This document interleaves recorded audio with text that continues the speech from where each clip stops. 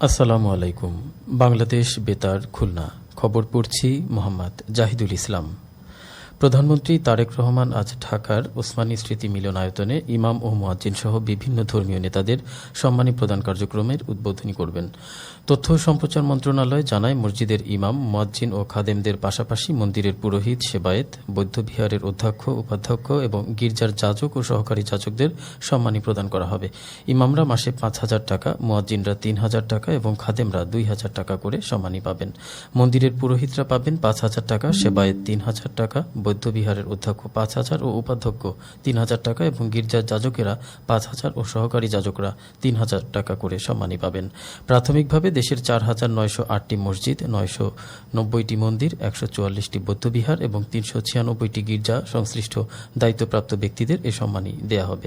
এদিকে সেচ ব্যবস্থাপনায় উন্নতি, কৃষি উৎপাদন বৃদ্ধি এবং পানি ব্যবস্থাপনা শক্তিশালী করার লক্ষ্যে প্রধানমন্ত্রী তারেক রহমান আগামী সোমবার দেশব্যাপী নদী, খাল এবং জলাশয় খনন ও পুনঃখননের একটি জাতীয় কর্মসূচির উদ্বোধন করবেন। প্রধানমন্ত্রী দিনাজপুর জেলার কাহারোল উপজেলায় খাল খনন কাজ শুরু করে আনুষ্ঠানিকভাবে এ কর্মসূচির উদ্বোধন করবেন। প্রথম পর্যায়ে দেশের ৫৪টি জেলায় এই উদ্যোগ বাস্তবায়িত হবে। পরিবেশ, বন ও জলবায়ু পরিবর্তন বিষয়ক প্রতিমন্ত্রী ড শেখ ফরিদুল ইসলাম বলেছেন, পবিত্র রমজান মাস আত্মসংযম, আত্মশুদ্ধি এবং মানবতার শিক্ষা দেয়।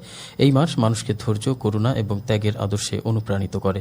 তিনি গতকাল বাগেরহাটের কচুয়া ডিগ্রি কলেজ মাঠে আলহাজ সরদার বজলুর রহমান ফাউন্ডেশনের উদ্যোগে ইফতার ও দোয়া মাহফিলে প্রধান অতিথির বক্তৃতায় একথা বলেন। মন্ত্রী বলেন, রমজান সমাজে ধনী দরিদ্রদের পার্থক্য ভুলে সবাইকে এক কাতারে দাঁড়াতে শেখায়। এ ধরনের ইফতার মাহফিল মানুষের মধ্যে ভ্রাতৃত্ব, সম্প্রীতি এবং পারস্পরিক সহযোগিতার বন্ধনকে আরও দৃঢ় করে। কচুয়া উপজেলা বিএনপির সভাপতি সর্দার জাহিদের সভাপতিত্বে বিএনপি নেতা ব্যারিস্টার শেখ মোহাম্মদ জাকির হোসেন, উপজেলা নির্বাহী কর্মকর্তা মোহাম্মদ আলী আহসান, জেলা বিএনপির আহ্বায়ক ইঞ্জিনিয়ার এটিএম আকরাম হোসেন তালিম, সদস্য সচিব মোহাম্মদ মোজাফর রহমান আলম সহ স্থানীয় গণ্যমান্য ব্যক্তিবর্গ, রাজনৈতিক নেতা এবং বিভিন্ন স্তরের মানুষ এ সময় উপস্থিত ছিলেন। ইফতারের আগে দেশ ও জাতির সমৃদ্ধি, মুসলিম উম্মার শান্তি ও কল্যাণ এবং বিশ্বজুড়ে মানবতার কল্যাণ কামনা করে বিশেষ মোনাজাত করা হয়। বিভিন্ন কর্মসূচির মধ্য দিয়ে গতকাল খুলনা বিশ্ববিদ্যালয়ে কটকা ট্র্যাজেডি দিবস পালিত হয়। ২০০৪ সালের ১৩ই মার্চ সুন্দরবনের কটকা নামক স্থানে সফরে গিয়ে খুলনা বিশ্ববিদ্যালয়ের স্থাপত্য ডিসিপ্লিনের ৯ জন এবং বুয়েটের ২ জন সহ মোট ১১ জন ছাত্রছাত্রী সমুদ্রগর্ভে নিমজ্জিত হয়ে শাহাদাত বরণ করেন। প্রতি বছর এই দিনটি খুলনা বিশ্ববিদ্যালয়ে কটকা ট্র্যাজেডি দিবস হিসেবে পালিত হয়ে আসছে।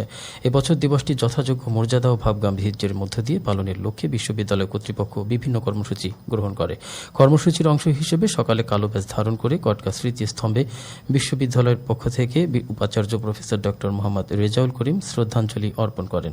বিশ্ববিদ্যালয়ের ট্রেজারার প্রফেসর ড মোহাম্মদ নুরুন নবী, বিজ্ঞান প্রকৌশল ও প্রযুক্তিবিদ্যা স্কুলের ডিন প্রফেসর ড মোহাম্মদ আশরাফুল আলম, স্থাপত্য ডিসিপ্লিনের প্রধান প্রফেসর ড রুমানা আসাদ, গণিত ডিসিপ্লিনের প্রধান প্রফেসর ড মোহাম্মদ আজমল হুদা, ছাত্র বিষয়ক পরিচালক প্রফেসর ড মোহাম্মদ নাজবুস সাজাদ সহ শিক্ষক, শিক্ষার্থী ও কর্মকর্তা কর্মচারী এ সময় উপস্থিত ছিলেন।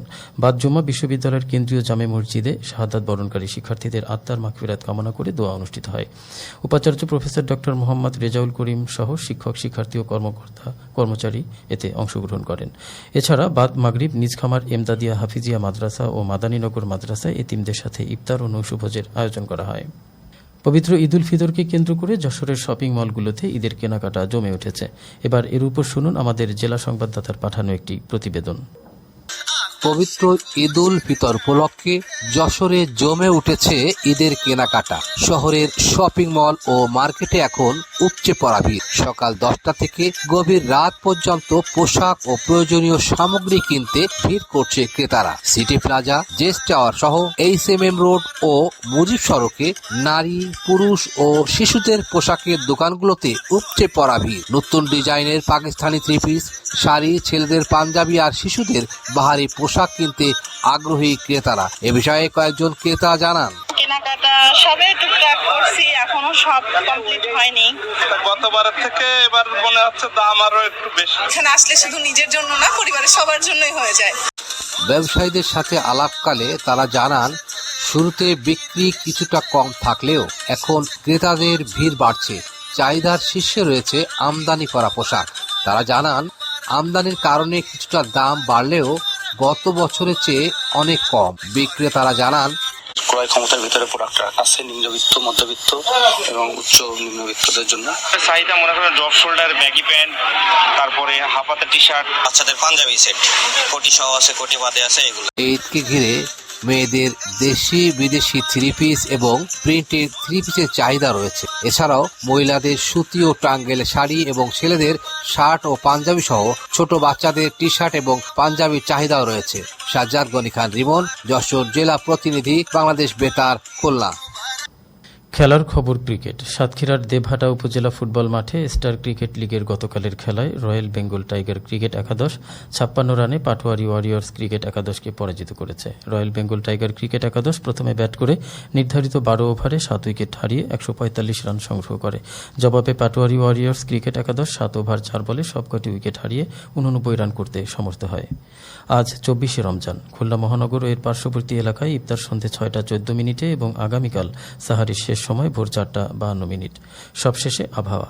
আজ বেলা 1টা পর্যন্ত পূর্বাভাসে বলা হয়েছে দেশের অভ্যন্তরীণ নদীবন্দরসমূহের জন্য কোনো সতর্কবাণী নেই এবং কোনো সংকেত দেখাতে হবে না। খবর শেষ হলো। আমাদের পরবর্তী খবর প্রচারিত হবে দুপুর 12টা 10 বাংলায়।